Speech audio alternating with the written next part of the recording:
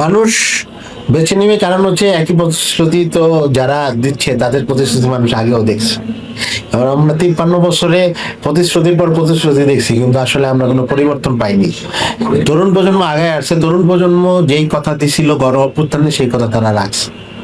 এর আগের আন্দোলনগুলোতে আমরা দেখছি আমাদের নেতারা কথাগুলো রাখতে পারেন, জাতির প্রয়োজন রাখতে পারেন নাই। তরুণ প্রজন্ম কথা দিয়েছিল জাতিকে, মানে জুলুমের নাগপাশ থেকে মুক্ত করবে, কথা রাখছে।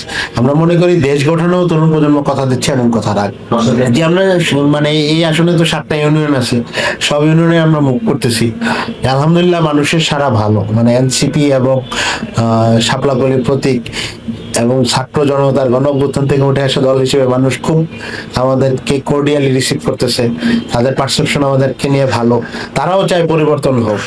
আমরা একটা নতুন দল হিসেবে আমাদের সক্ষমতার কিছু ঘাটতি আছে, ওই জায়গা থেকে উত্তরণ করে আমরা মানুষের চাহিদা, আমাদের সক্ষমতাকে অ্যাডজাস্ট করে মানুষের যে প্রত্যাশা ওটা বাস্তবায়নের চেষ্টা করতেছি।